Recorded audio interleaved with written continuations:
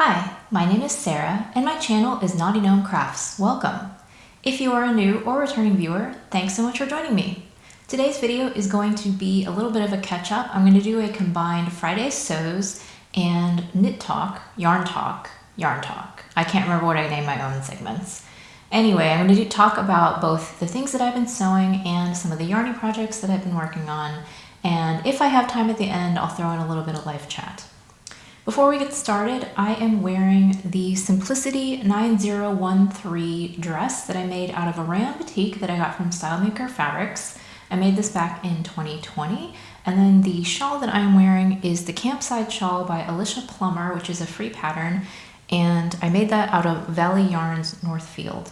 So I will insert a picture of me in the full outfit so you can see what it looks like on. Okay, so first I'm going to talk about sewing things, and if you are new to my channel, just a little bit of a catch-up. My husband has been renovating our kitchen, and because of that, a lot of the stuff that was in the kitchen got relocated to my sewing room, and so although I can sew in there, it's not the most pleasant environment to be in because it's very cluttered and disorganized at the moment. So I have not been doing a lot of sewing recently, but I did manage to finish a few things, so that I thought I would go ahead and share them with you now. So the project that I finished was Simplicity 2184. This was a holdover from 2021. I had pretty much finished the skirt except for the hem, and I was letting the hem drop because this skirt is cut on the bias. And so I went ahead and finished up the hem, and so that skirt is done, so I can show you the finished garment now. So I made sort of an in-between version of views A and B. I made the length, like a midi length, and I made the size 10. And the fabric that I used is a rayon fabric that I got from StyleMaker. Now there was an error in the pattern. I just want to briefly show this to you because I think that it did really throw off my finished garment. So I have the front and back pieces here, and I hope that you can see this, that there's a single notch here that says it's the center front seam, and then there's a double notch for the side seam. However, on the back piece, there is a triple notch for the center back seam, and then there's a single notch for the side seam. So I couldn't figure out which parts were supposed to go together, and I ended up matching the single notches as the side seams and sewing them together, and I'm wondering if that was wrong, because my skirt, the way that it hangs is just very odd, and I will show that to you in a second. But kind of just going back to the basics of the pattern, I cut the size 10, and I did shorten the skirt overall by 5 inches. I did a little bit above the knee, and then I did a little bit below the knee, but the total length that I took out was 5 inches, and like I said, it's about a midi length. And what else did I do? Oh, the rest of the stuff is about the hem. So I'll just show you what the skirt looks like. So this fabric is kind of an abstract leopard print. This is the front. And I don't know if you're going to be able to see this because the fabric is very busy, but as you get towards the bottom of the skirt, as I said, it's cut on the bias. These seams here, they hang really, really strangely. And like I said, I'm not sure if it's because I might have matched them up wrong because of the error in the pattern, but it's very, I don't know. It's just very droopy looking, and it looks odd when it's on. And so I did let it hang, actually probably for about a month before I hemmed it. And then in order to hem it, I used my new hem marking tool. And actually I meant to go grab that. Let me go grab it real quick so I can show you. So I heard about this hem marking tool from Sean of Kittenish Behaviour. And it's actually, it's not made anymore. And so I found this on eBay, and it wasn't super expensive. But essentially, you would have this on the floor on a table, with your skirt hanging. And then you can move this little arm, and then you pin right here to mark the hem evenly. So I tried to use this tool for the first time, and to be honest, it was not super successful. The problem is because of these center seams kind of droop down in a weird way, it was actually really hard to get it even. When it looked even on the dress form, it wasn't even if I had laid it flat. And so I think you can maybe kind of see how the hem actually kind of curves in the center, which I don't think it's really supposed to do. And it doesn't look great on. It's not very even. But I'm kind of chalking that up to a learning curve, and also that the skirt itself is a little bit flawed. So initially when I finished up the hem and I put the skirt on, I just hated it. And I was like, I don't think I'm gonna keep this. It just looks really sloppy and unprofessional, and I just don't like it. But I went ahead and threw it in the wash and hung it up to dry. And so actually today, when I went ahead and tried it on to take pictures for Instagram and did a little bit of a footage so that you could see what it looks like on, I'm having second thoughts now. And I'm like, maybe it's not that bad. Because first of all, I do think that this print, sort of luckily, this print is very busy. And so I think it distracts from the wonkiness. I think that if I had made it in a solid, you would be able to see all of the wrinkles and all of the flaws and how the hem is really not very even. And it would be very obvious, and I definitely would not wear that. But this, I feel like it disguises just enough that it doesn't look that bad. And if you're not like staring at it, which most people are not going to, I don't really know if you'd notice. So please let me know in the comments if you think that this skirt is something that I could wear without feeling ashamed of myself. Initially, like I said, I was like, I'm just gonna get rid of this because I don't think it's very well made. But on second reflection, I'm like, I don't know, maybe it's really not that bad. And I do actually like the print more than I was expecting. I think I had mentioned in an earlier video that this print just isn't really my style. It's a little bit more bold than what I would normally wear.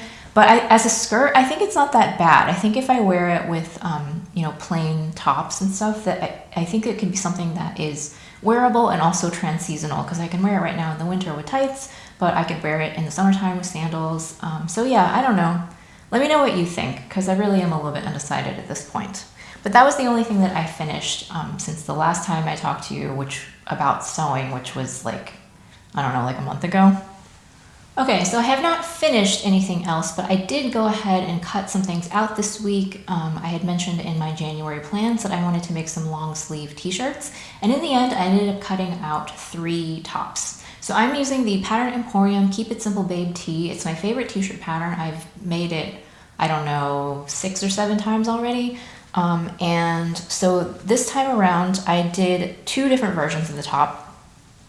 These 2 versions are exactly the same. So this is a cotton modal spandex jersey that I got from StyleMaker Fabrics. One of them is in this kind of creamy vanilla sort of shade, and then this one is like a chocolate brown, like a milk chocolate.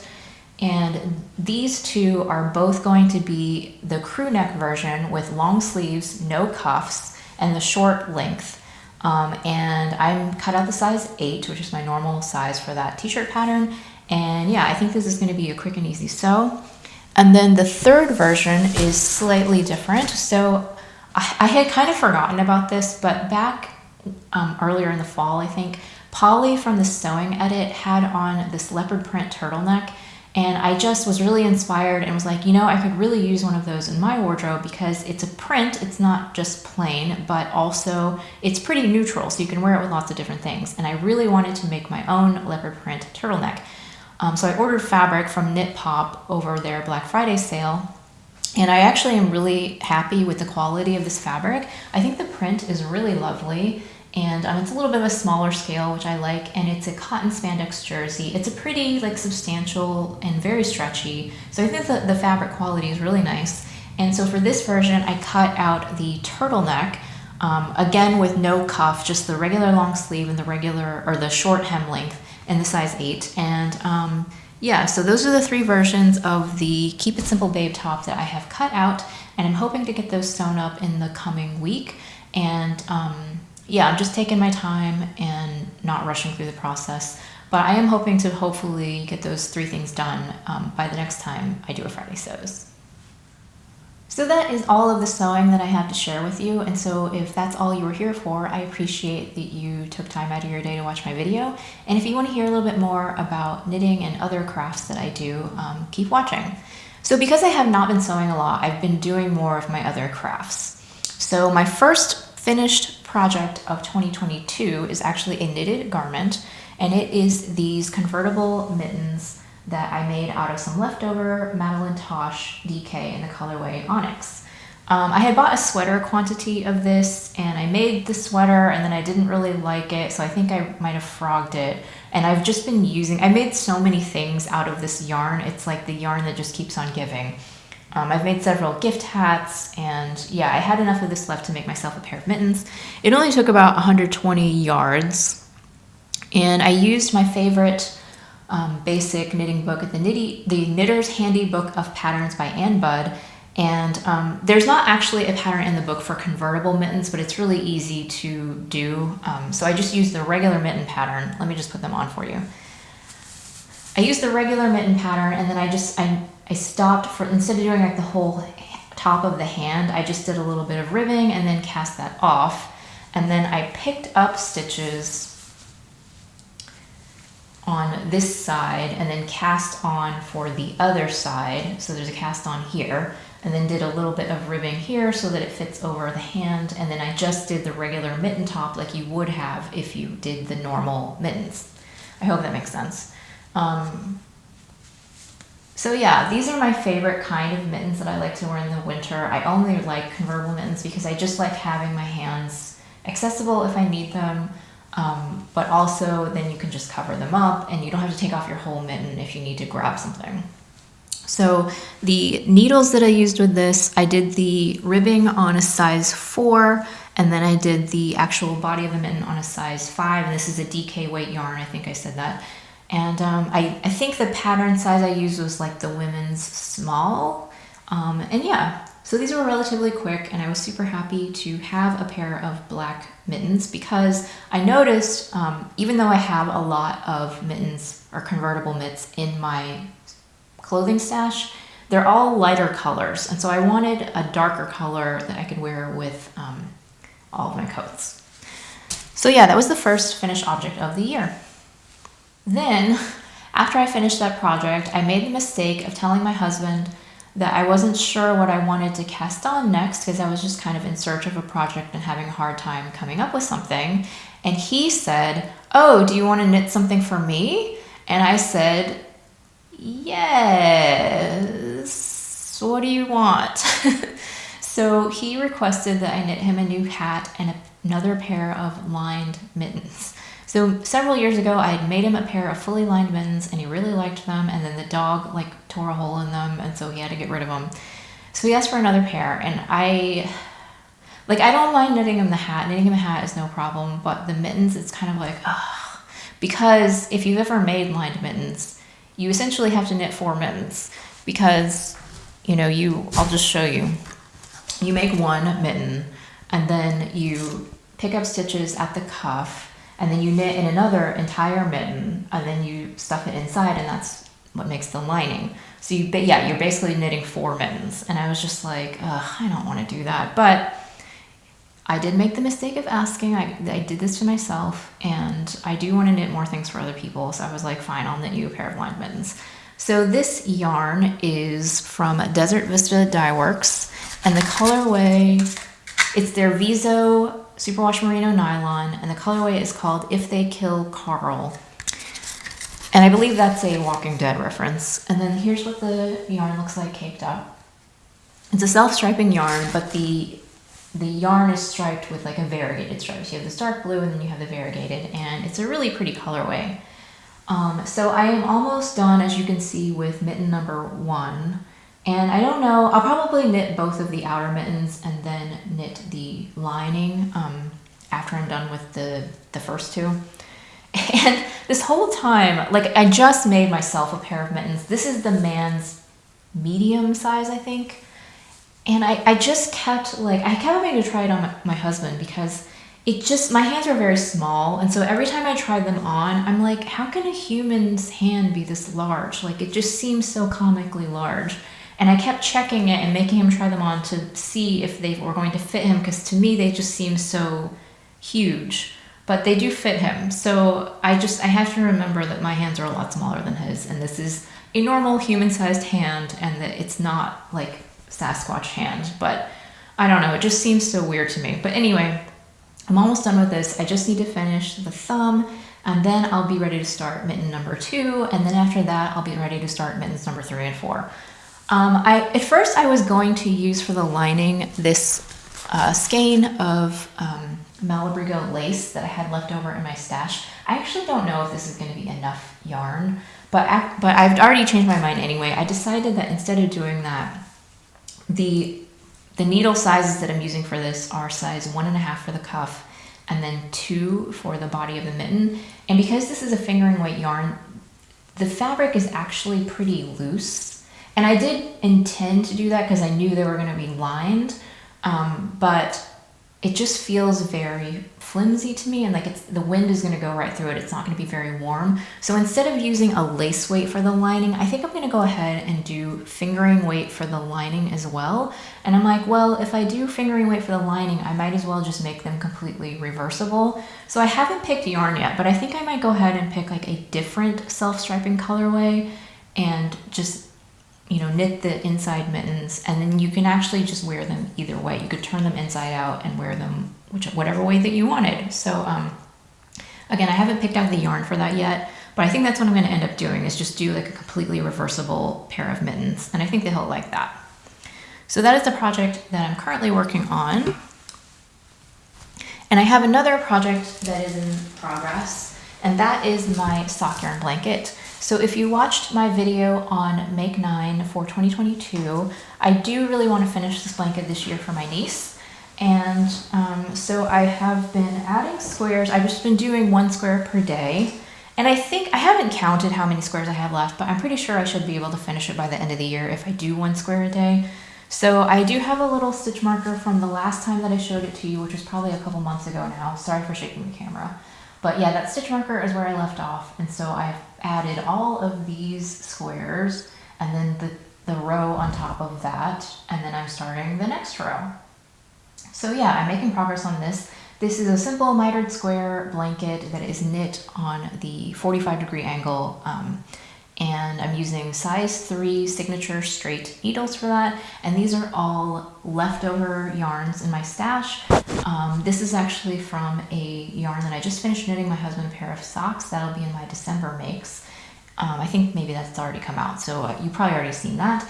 And the stitch count for each of these squares is 31 stitches, and it only takes about 3 grams of yarn. So I actually am really happy that this blanket has used up quite a few like pretty small scraps. So that is all of the knitting projects that I have been working on. So the next craft I have to talk about is spinning. So I have been working on my Falkland sweater spinning project, and I just have a picture that I'm going to insert that I have completed 6 bobbins and I'm working on a 7th. And I just looked at my yarn, the fiber that I am working on, and I'm pretty sure that I'm over halfway through now. So I have 2 bobbins left to fill, and then I'm out of bobbins, and then I'm still actually going to have some more fiber left. So what I'm going to do after I finish filling all my bobbins is I'm going to ply 1 skein. That will free up 3 bobbins, and then I should be able to spin the rest of the fiber and then do all the plying. So that's my plan for that. I'm using my Matchacraft Rose to spin the singles, and I will use my Hanson mini spinner, which is an electric spinner, to do the plying, but I just have not got to that stage yet. So that's coming along. I'm doing my 15 minutes a day, and I think it's going really well. So the very last craft related thing I have to talk to you about is a little bit of cross stitch. So you may not know this about me, but I do enjoy doing cross stitch, although I'm not very prolific at it. I actually have several finished cross stitch pieces that I haven't, like I did the cross stitching, but then I never like framed it or put it in a hoop or did any of the finishing work. So clearly cross stitch is not really high on my priority list as far as important crafts to me. Like I like the actual act of doing the cross stitch, but I don't really care what happens to the finished project, if that makes any sense. So I don't do it that often because it is more like a secondary sort of thing in my mind. But like I said, because I haven't been sewing as much, I had a week off in between Christmas and New Year's, and I kind of needed to fill the time. I needed to do something. So I decided to start a cross stitch project that I've had all of the supplies for, I don't know, at least 7-8 years. And I just never started it. And I think the reason I didn't start it is because it does use like a lot of different colors of floss. And so the first thing that I had to do was I had to wind all of the floss onto the bobbins. And so, little rant here. Why don't they sell embroidery floss already pre-wound onto bobbins? Wouldn't that make so much more logical sense? Yes, I know that it would cost more because I think the little skeins are like 25 cents or something, but like I'm willing to pay a little bit more if I don't have to do the winding because that part is really annoying. Okay, done with that rant. So anyway, it took me like a whole day just to wind all of the colors onto the bobbins, and then I was able to get started. But the pattern that I am using, oh, this little cross stitch bag, like I actually made this several years ago, and it's really cute. It's made out of cotton and steel, quilting cotton. And yeah, so the pattern that I am using is called Kawaii Abc Sampler, and it's by Play-Doh Squirrel. And I did actually just look it up because I know I bought it on Etsy, and the shop Play-Doh Squirrel still exists. However, I could not find the actual sampler that I'm using. I'll try to check again, and if I can find it, I'll put it in the description box. But anyway, the shop is still open, at least if you are interested in this style of patterns. But this is just a simple like ABC sampler, and it's really cute. It's fun to work on. I like that the little motifs are relatively small, so usually when I want to work on it, I'll sit down and just do like a letter and then maybe the accompanying motif, and then, you know, call it a day. And the fabric, this is like a, I don't know what it is. It's a linen, and it's a glittery linen. And I think I got it from like ABC Stitch or 123 Stitch. I can't remember. If I can find the shop, I'll put it in the description box. Again, I bought all these supplies like 8 years ago, so I don't even know if that shop's still open. But anyway, really happy with how it's turning out so far. And I do, like I said, I really enjoy the act of doing cross stitch. But when I actually finish this piece, there's a really good chance that I'm not going to do anything with it. But that's okay. It's just more, for me, cross stitch is more about like the soothing, relaxing aspect of doing the stitching. And, you know, if I don't frame it and hang it up afterwards, like, I don't really care. So I just have a little bit of life chat at the very end of this video. So just to give you an update on how the kitchen's going, I think it's going relatively well. There's actually been a lot of progress made. And I was telling my husband that I should make a list to like send to my family of all the ways that I have helped with the kitchen. And those things involve things like watching my husband pull wires through the wall, or pushing or pulling them myself. My husband said that I should like embellish it and be like, yeah, I helped with the electrical. And I'm like, no, I think I'd rather just say that like I watched you push or pull a wire through the wall, because that is what I actually did. Yesterday, there was like, I don't know, a board that wasn't quite level and it needed like some weight on it. So I stood on top of the new countertop and stood on a board while my husband like drilled some screws into it to like hold it together. So, you know, I've been a very valuable contributing member of the kitchen renovation. So that's going well. And the other thing that I want to say is a little bit of a serious topic, but I think it's important. So I just wanted to mention that a couple of days ago, I went and got my annual mammogram. And I mean, I don't have permission to like from this person to talk about them, so I won't go into details, but I just wanted to say that like I do know someone very recently who went to go get her annual mammogram, and she did have breast cancer, and it was very small, so she couldn't detect it on her own. And so like the mammogram was really life-saving essentially, and they were able to do surgery, and she's got treatment, and like she's going to be okay. But yeah, it's just a little reminder that if you're over 40, like it is really important to go ahead and get your mammograms done, even with all of the stuff that's going on. At least where my hospital system where I live, they are still open and they're still doing those things. They did tell me that it takes longer now. It takes like 2 weeks to get your results. But yeah, like don't skip that kind of thing because it's really, really important. So yeah, I think that's everything that I had to talk to you about today. Thank you so much for watching if you've made it to the end. If you liked it, I hope you will hit the like button, and please consider subscribing to my channel. And I'll see you again next time.